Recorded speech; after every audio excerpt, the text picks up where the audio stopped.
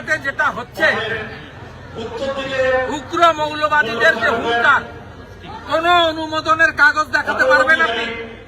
মাইকের পারমিশন আছে, ল্যান্ডের এনওসি আছে, এত বড় পুলিশের অনুমতি আছে, উনার এক চোখ বন্ধ কেন?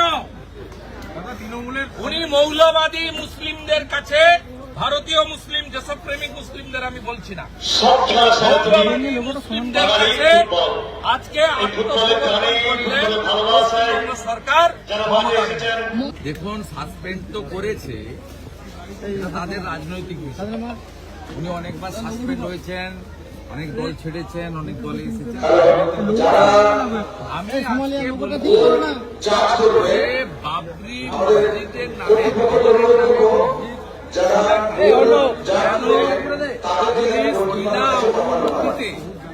সেখানে একটি 5 কাঠা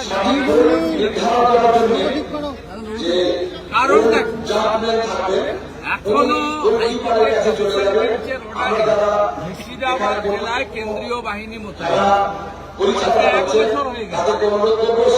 আমাদের মসজিদ নিয়ে কোনো আপত্তি নেই, 1000টা বানান, ধর্ম পালন করুন, কিন্তু বাবরের নাম নিয়ে আমাদের আপত্তি আছে। তো আজকে প্রমাণ হয়ে গেল মমতা ব্যানার্জি কত বড় দূষণবাজ, কত বড় হিন্দু বিরোধী, কত বড় ভারতীয় সংস্কৃতির বিরোধী। তিনি মোগল পাঠান যারা হানাদার, তাদের নামে সুপ্রিম কোর্ট যেটাকে সিদ্ধান্ত নিয়েছিল, এটা সরাসরি সুপ্রিম কোর্টকে চ্যালেঞ্জ হলো। এটা প্রমাণ হয়ে গেল এবং মমতা ব্যানার্জি পরোক্ষভাবে পুলিশ দিয়ে পালন করলো। অথচ সরস্বতী পুজো করতে গিয়ে যোগমায়া দেবী কলেজকে ছাত্রীকে হাইকোর্টে যেতে হবে। আমাদের একটা পুজো অনুমোদন দেয় না পুলিশ। আমাকে ভবানীপুরে দোল পূর্ণিমার আগের দিন দোলকা দাহন দেওয়া হয়, যেটা আমাদের গ্রামে এই পোড়ানো হয়, নাড়া পোড়া বলে, ফুলের আগের দিন।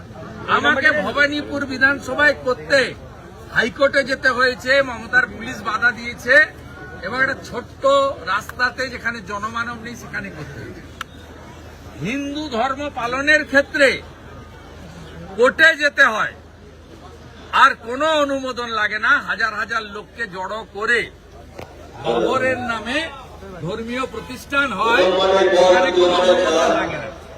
পশ্চিমবাংলার হিন্দুরা যদি ঐক্যবদ্ধ হয়ে মমতা ব্যানার্জিকে না সরান, তাহলে অনেক এলাকার নাম আগামী দিনে ঔরঙ্গজেবের নামে করবে, শাহজাহানের নামে করবে, হুমায়ুনের নামে করবে, বাবরের নামে করবে, আকবরের নামে করবে। তাই হিন্দুরা আজকের বেলডাঙ্গার ঘটনা দেখে শিক্ষা নিন। মোগলরা এখানে এসেছিল আমার মা বোনের ইজ্জত নেওয়ার জন্য, মোগলরা এখানে এসেছিল হিন্দুদের, আদিবাসীদের ধর্ম জোর করে পরিবর্তন করার জন্য। মোগলরা এখানে এসেছিল ফৈজাবাদে রাম জন্মভূমি সোমনাথ মন্দিরকে দখল করার জন্য। মোগলরা এখানে এসেছিল লক্ষ লক্ষ সনাতনীকে, হিন্দু রাজাদেরকে কেটে কুচিয়ে তাদের সম্পদ দখল করার জন্য। আজকে মমতার আমলে আরবি সংস্কৃতি, মোগল পাঠানদের সংস্কৃতি পশ্চিমবাংলায় বীজ পোতা হল 500 পুলিশের। মুখ্যমন্ত্রী